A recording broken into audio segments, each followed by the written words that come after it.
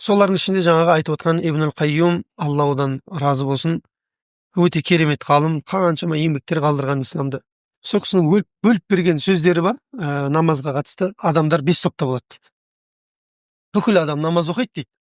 Бірақ ол 5 топта болады, әркім өзінің тобын тауып алсын дейді. Солардың ішінде біріншісі муақаб дейді. Олар жазаланатындар дейді. Намаз оқиды, бірақ жазаланады олар дейді. Неге? Олар дәретіне немқұрайлы қарайды себебі. Дәрет намаздың кілті, намаз жәннаттың кілті дейді. Егер де ода дәрет дұрыс болмаса, намаз жоқ ода дейді. Бірақ оқыған сықылды болады. Дәреттен бұрынғы оның кететін қатесі истибрасы дейді. Истибра деген нәрсе бар, шүмекте қалып қоятын кішігірім тамшылардың ойнатып шығарып жіберу. Жетеліп, ойнатып бүйтіп шығарып жіберсе, бір-екі рет отырып қимылдап, сол шығып кетеді. Егер де ол шықпай намазға кетіп қалатын болса, жуып кетіп, таза ғой, жуып кетіп қалатын болса, ол намаздың ішінде бәрібір шығады ол. Еркектен, әйелден емес. Міндетті түрде шығады ол. Білеміз, егер де адамның денесінен бірдеңе шықса, ол намазды бұзады, дәретті бұзады. Дәреті намаздың ішінде бұзады да, намазы бұзылып кетеді намаздың ішінде. Және пайғамбар саллаллаху алейхи ва саллям қабірдің жанынан өтіп бара жатқан кезде бұлар қатты қиналып жатқан жоқ дейді, мына екі қабірдің иесі. Біреуі кіші дәреттен тазармаған дейді, истибра жасамаған дейді. Екіншісі тіліне ие бола алмаған дейді. Осы екеуі азапталып жатыр дейді, шыбықты сындырып екеуінің басына қадап кетеді. Демек, бұл адамның қабір азабына душар болатын алғашқы амалдары дейді ғалымдар айтады. Пайғамбар өзі көрсеткен. Алғашқы амалдарының бірі осы кіші дәреттен тазармау дейді. Ол адам дәрет алады дейді, бірақ дәретіне мән бермейді дейді. Шалпылдап жуа береді, но шынтаққа тиді ма, ол басына дұрыс мәсіх тартылды ма, беті толық жуылып, бет деген нәрсе мына жерден басталады, шаштың түбінен басталады, иектің астына дейін бет, құлақтың екі шетіне дейін беттің анықтамасы. Минал уаджи илал узуни ва асфали зақни деп айтады. Мына маңдайдың астынан, аяқтан иектің астына дейін толық. Сол мінекей дұрыс жуылды ма деген мәселелер. Ол қалай болса солай дәретіне қарайды дейді, және ол намаздардың уақытына да қалай болса солай мән бермей қарайды. Жалқаулықпен қарайды. Фауайлул лил мусаллин аллазина хум ан салатихим сахун дейді. Намаз оқитындарға тозақ оты болсын дейді. Олар намаздарына жалқаулықпен қарайтындар дейді. Аллазина хум юраун дейді ғой, олар адамдар көру үшін оқиды дейді. Және аяттың тәпсірінде айтады, олар уақытында жалқауланады дейді намаздың. Міне осы топтағы, бірінші топтағы адамдар, бұлар міне азапталатын, Аллах тағала өзі айтып қойған. Тозақ болады. Екінші топ, бұл мұхасаб дейді. Былай да былай. Саналуы да мүмкін, саналмауы да мүмкін дейді. Олар кімдер? Олар дәреті дұрыс дейді олардың. Уақыттарына мән береді дейді намаздарын. Бірақ намазға кірген кезде Аллаху акбар деп айтады дейді. Бір қараса, ассаламу алейкум рахматулла, ассаламу алейкум. Екі ортада не болған білмейтіндер дейді. Бұларды мұхасаб дейді. Алла қаласа қабыл етеді, қаласа ол намаз көтерілмейді, оның төбесінен көтерілмейді. Намаз көтеріледі, ол миғраж ғой. Көтеріледі намаз. Намаз көтерілгенде де ол жайдан жай көтерілмейді ол намаз. Намаз көтерілсе, екі мақсатпен көтеріледі. Әрбір оқыған намаз көтеріледі, ол екіге бөлінеді. Не Алла сені сақтасын, мені сақтағандығың сияқты деп көтеріледі, Алланың құзырына. Не Алла сені қорласын, мені қорлағандығың сияқты деп бүктетіліп, бетіне ұрылады адам. Намаз. Екі ақ жағдай бар болды. Сол мұхасаб міне, осы екеуінің біреуінде дейді. Былайда, былайда. Алланың рақымшылығымен егер болатын болса, қабыл болып кетуі мүмкін, иншалла. Ал егер сондай қабыл болады ау деп қойып, сәлем такбирді алып, сәлем беріп жүре беретін болса, екі ортада дымды білмей, онда ол адамның жағдайы қиын. Бірінші адамнан айырмашылығы азғантай ол. Үшінші топ адамдар мукаффарун анху дейді. Намазы күнәларын кешіретін адамдар дейді. Намаздар өзінің арасындағы күнәларды кешіреді дейді пайғамбар саллаллаху алейхи ва саллям. Таң мен бесін арасындағы күнәларды кешіреді. Бесін мен асыр кешіреді өзінің арасында. Бұлар кімдер? Бұлар дәреті дұрыс, намаздың уақытысы дұрыс. Намазға Аллаху акбар деп кіреді, намаздың ішінде соғысатындар дейді. Ана лағнет келеді, онымен арпалысады, ананы салып жібереді ойға. ана ойды қуып кетпейді ол, жаңағы салып кеткен ойды. Ойды салып жібереді, жоқ, онымен арпалысады ол. Лақтырып тастайды, намаздамын мен деп тұрады. Арпалысып, соғысып намазын бітіреді. Бұл адамның намазы Аллах Тағала Құран кәрімде айтқандай, инна салата танха анил фахшаи вал мункар, ақиқатында намаз адамды арсыздық пен күнәдан тыяды деген намаз осы екен. Арсыздық пен күнәдан тыятын намаз соғысатын намаз екен. Арпалысатын, шайқасып тұратын намаз. Төртінші адамның тобы намаздағы бұл мусәб дейді. Бұлар намаздағы толық алғашқы 50 уақыт парыз етілген намазың сауабын алатын кісілер. Бағанағы бірінші парыз болған 50 уақыт намазың сауабын 5 уақытта алатын кісілер. Бұлар намаз дәреті дұрыс, уақыты дұрыс, жамағатпен дейді. Және намазға кірген кезде дейді. Намазға кірген кезде жүрегі елжіреп кететіндер дейді. Ол мына әлемді ұмытады дейді ол. Ястағриқу қалбуху деген жүрегі тұңғиыққа батып кетеді деген сөз ғой.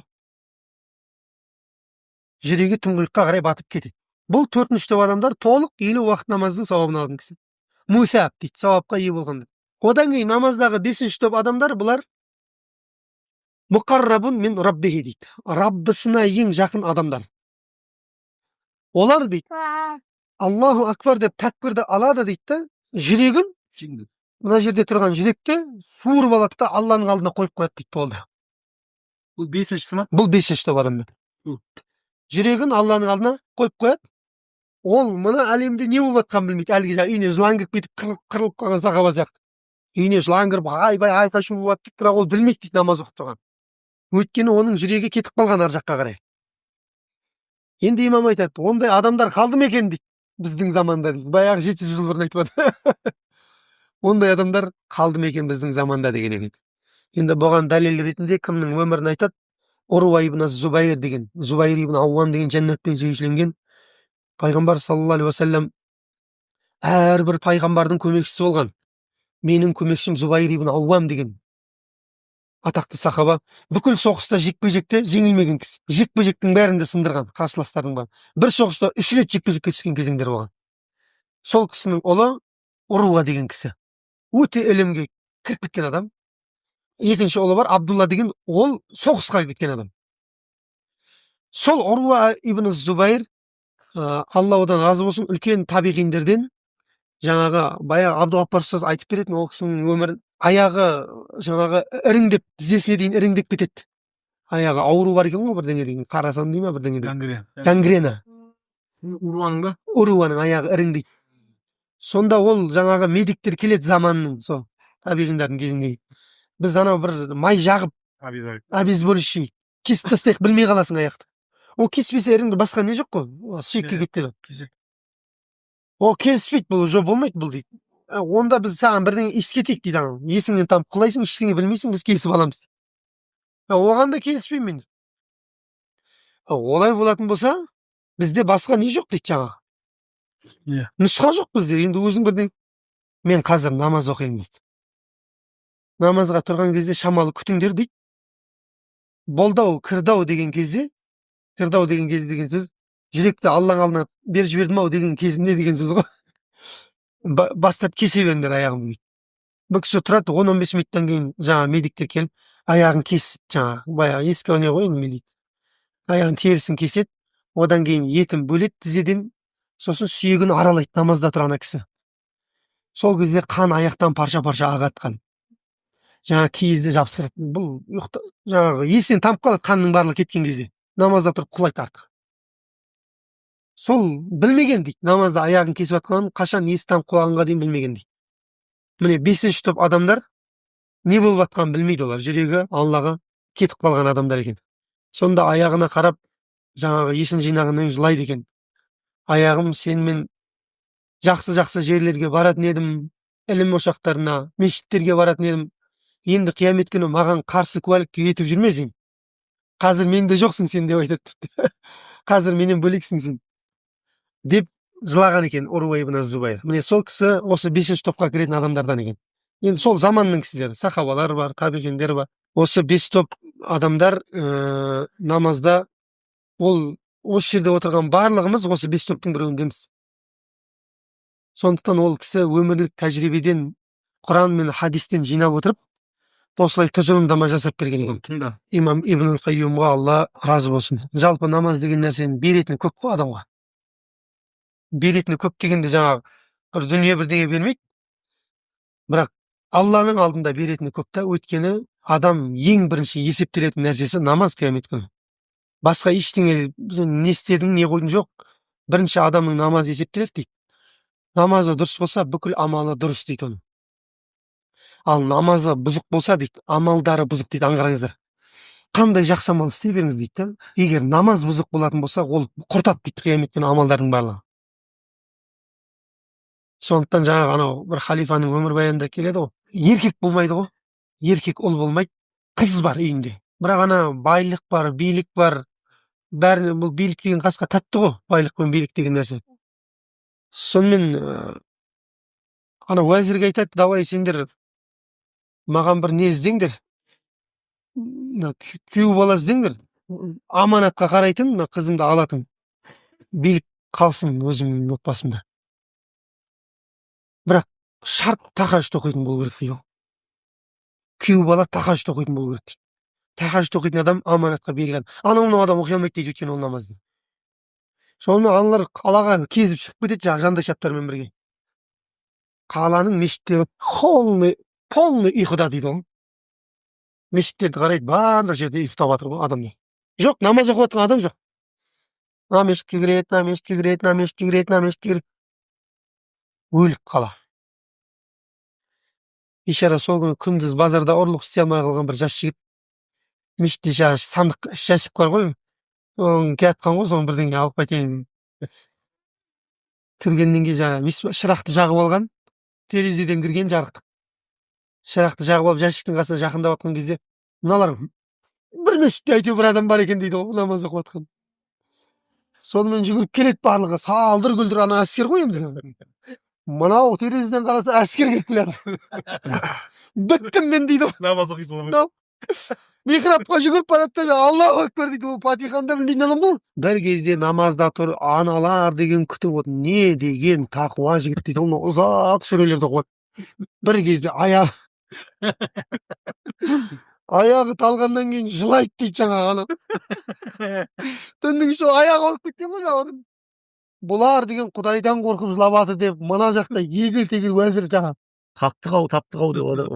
Точно дейді ғой, енді ол тапса қызмет өседі ғой. Точно мынау патшаның іздеген адам тапты ғой. Мына жақта әскер жылап отыр дейді, қасқа мынау тақуалығына таңданып. Сонымен не болса болсын, болдым дейді, оқырсын, аяқ бітті. Не бір намаз болса да, ассаламу-алейкум рахматулла, ассаламу-алейкум рахматулла деп айтады дейді.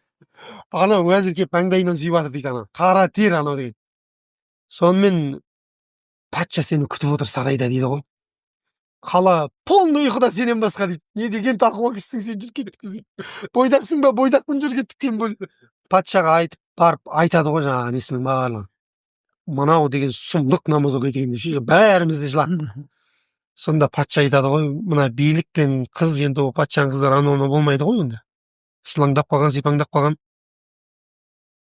Сонымен мына қыз, мына билік сен сияқты аманатқа берік жігіттерге негізі арналған, соны іздеп жүр мен дейді. Соны сен келісесің ба, қызымды аласың ба, билік сенде қалады дейді ғой. Менде азғантай өмір қалды. Сонда жаңағы бала, ұрлықшы жігіт теріс бұрылып жылаған екен да. Теріс бұрылып жылап айтады дейді, я Алла, өтірік намаз оқығанда мынадай нәрселерді беріп жатсың. Шынымен оқысам біраз нәрсе береді екен. Соқсап, намаз дегеннің беретіні көп қой адамды. Жамандықтан тиятыны бар. Сұраған өзі ас-салату деген, намаз деген ол дұға деген ғой. Ад-дуау мухул ғибада дейді пайғамбар. Екеуін бір-біріне байлайды да, дұға ғибадаттың өзегі дейді. Өзегі, ең негізгі өзек деген білесіз ғой ең барлығы. Негізгі нәрсесі ол дұға екен. Дұға деген не? Ол намазда